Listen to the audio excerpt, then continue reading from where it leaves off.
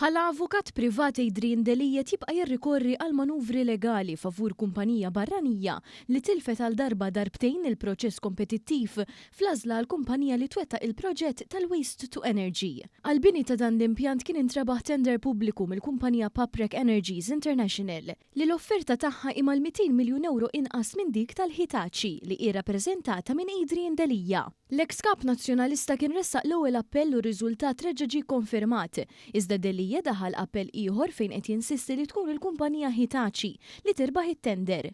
Dawn il-manuvri qed iwaqfu tkomplija tal-proġett kruċjali u rivoluzzjonarju biex pajjiżna ma jibqax jistrieħ fuq il-miżbliet u minflok jibda jiġġenera ammonti kbar ta' enerġija ħadra.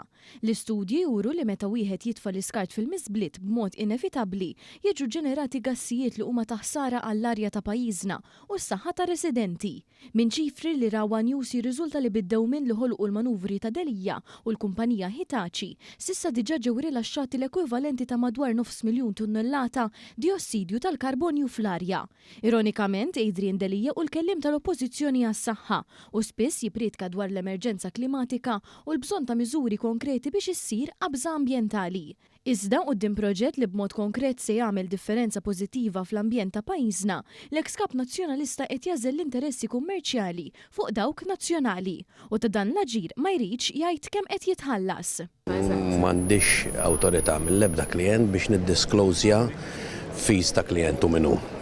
Huwa unethical ħafna illi arranġament li kollok mal-klient tiddiskutih fil-pubbliku. Fl-aħħar appell li ressaq Delija prova jfittex punti proċedurali biex il-kumpanija li qed jirrappreżenta tirbaħ it-tender minkejja l-offerta tagħha 200 miljun euro ola. F'dokumenta 31 paġna l-ex-kap nazzjonalista ma listinx kelma waħda fuq it-teknoloġija nnifisha, xhieda li Delija ma jista' jsib xejn ħażin fl-offerta magħżula, iżda hu ċar li sempliċement irid irebbaħ l-interessi kummerċjali tiegħu.